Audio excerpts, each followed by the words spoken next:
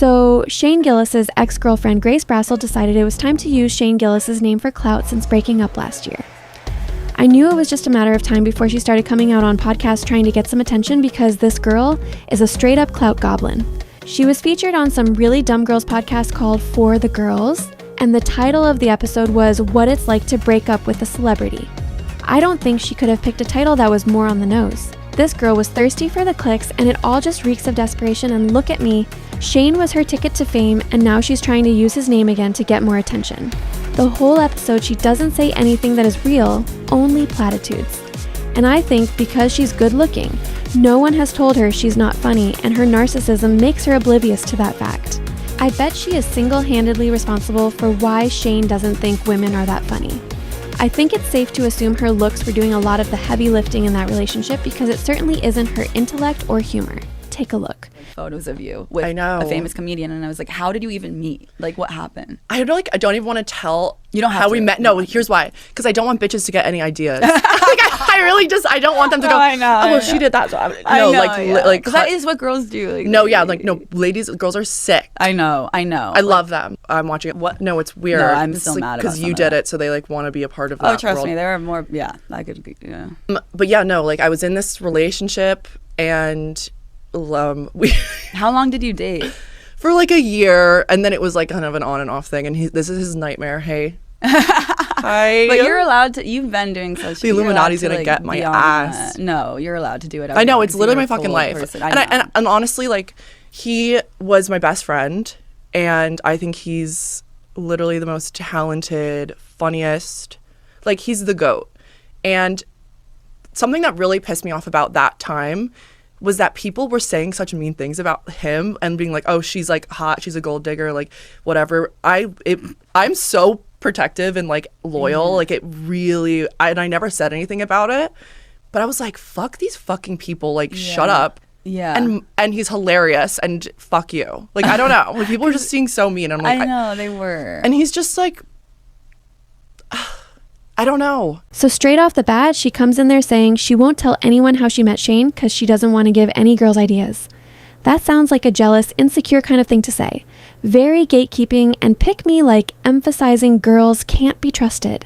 Right away, she subtly disparages Shane, making the joke that he's in the Illuminati. This is totally not a sneak diss to make him less relatable, but anyways. It's like she decided she wanted to bring up how hot she thinks she is, but realized she can't just come out and say it, and so she decided to bring it up under the guise of defending Shane's honor when people were bullying him on the internet. She's making Shane sound like a wimp, and she gets to look like the hero who was with the ogre. Why else would you bring up the major deficit between your ex-boyfriend's looks and your looks? It just reads narcissistic and unnecessary. Then she literally proves all the haters right by not saying anything about being attracted to him and just says he's funny. Then she tries to say how protective and loyal she is, but the example she uses is the time she never spoke up when Shane was getting bullied online. That is the opposite of you being protective and loyal. That seems like you were a coward. Not saying you should have gone crazy and responded, but something maybe. She only cared about appearing like she was loyal, proving she only cares about perception. See, I don't. Well, it's hard because you guys were posting content together. Yeah, we were. But you guys were seen together a lot. We were seen together. But like, we did it like that. There was like 3 photos of us. I think people were just very enamored. Like, people really are so interested in it. They were like so proud of him for dating such a hot girl. Like, all the memes. No, like, I know. I was like, yes. But like, if people don't know me, like, I'm very funny. I know, that's the funny part of it. It's not like she's like some random bitch. It's not like you're like a face app, like random like Fashion Nova like influencer. Like, yeah, like I'm like doing content for like from 2020. Like, literally. Probably before that too. But obviously people don't know that. No, they don't. I mean, unless they do research. But yeah, like, that's why I feel like it probably is like a lot of emotions for you to like be, because you don't really talk about your personal I've never talked about it. I feel like I'm just more comfortable doing that. I know, because you're so smart though. Like, that's you're so smart. What do you mean? Wait, why does that make me smart? No, I don't know. Like, because you're just like living in your truth and you're in your life. Yeah, but like, there are still things that I will never tell the world. That, like, I'll obviously tell you off camera, but like, I don't know. It's hard to like. It's a weird pressure that I feel like I've put on myself because I don't want like. Even though there was drama when we broke up, like, I don't want like unnecessary drama for this person's life. Like, you don't want to harm anything. So hurt. Yeah, like, because it's so because when you have that real connection with someone, like with Shane, that was my boyfriend, like that was my partner, and it was so weird. Like I lived with him in a bunch of homes, like it was very serious, and I was so proud of him. I thought he was the coolest guy ever, and people like they see him as the entertainer, like no, like that was like my partner. Boyfriend. Like I slept in a bed with him, and he would fucking fart in the morning. It was so gross, and he knows this. I know he's watching this, and you fart so much in the morning. You're disgusting. The best part of this interview was when the girl hosting the podcast actually got offended and confused by being called smart. That's how not smart she is, just to give you an idea. And if you want an idea of how not smart Grace is, she cannot come up with a reason that makes sense for why she called her friend smart, but she does say nonsense instead. The second best part was these two girls thinking that they're somehow above Fashion Nova influencers. Do they think they're too good for that? And what do they mean by some random bitch? Aren't they the definition of some random bitch?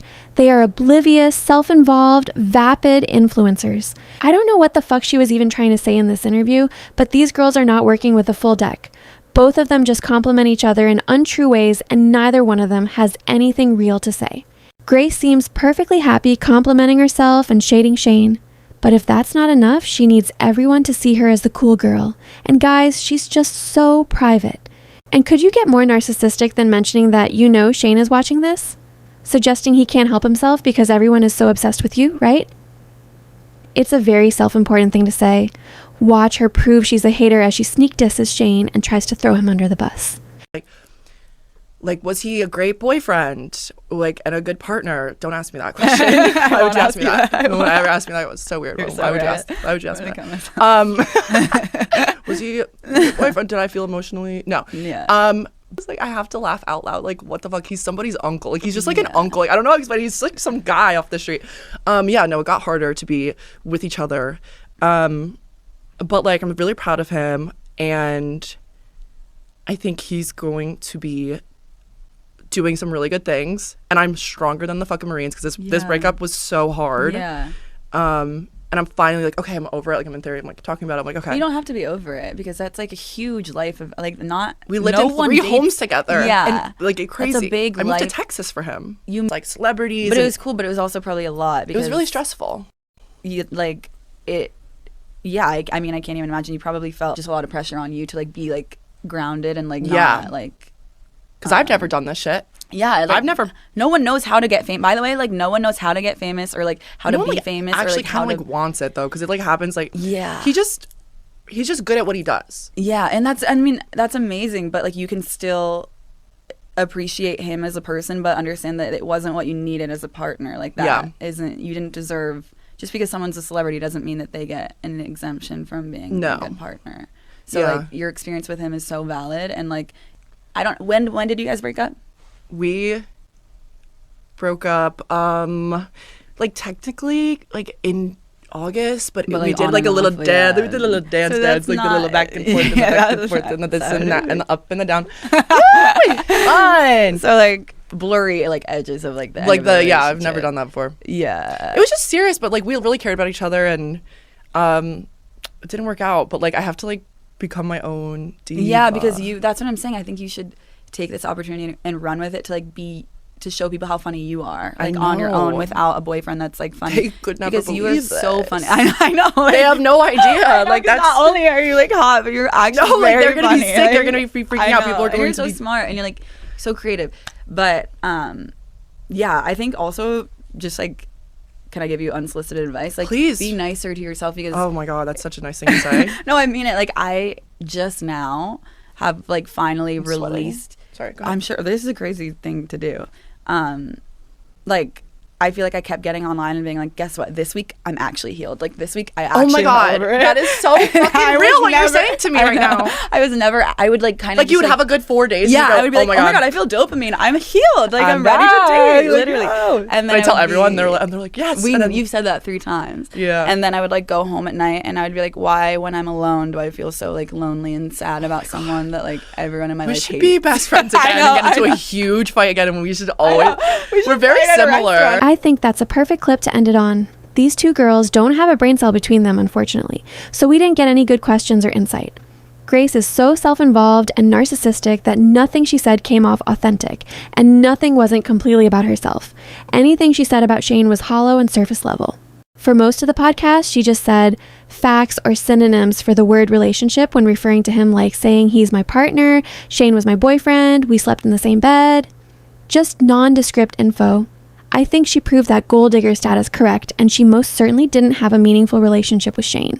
She did try to insult him majorly by implying he destroyed her emotionally and he wasn't a good partner, so that would have been worth digging into, but I guess she just wanted to clickbait us and say nothing the least bit interesting about their relationship. And to be honest, I think we all knew already that Shane likely wasn't a good boyfriend. I think her attempt to pivot out from under Shane will be a fail because frankly, she is devoid of humor and she doesn't have any awareness to change that. Shane is a genuine talent who works hard, and so whether he's a diva or not, as she was clearly implying, his drive to the top was well deserved and there's no question he'll continue to thrive. I imagine we'll see her on Dancing with the Stars in the near future. Either that or she'll get knocked up by some D-tier athlete. Make it count, girl! It's like, fuck these fucking people, like, shut up. Yeah. And he's hilarious, and fuck you. He's just like, I don't know. Doesn't make any sense. I'm trying to say the words correctly here because I've never talked about this publicly. I'm not crying.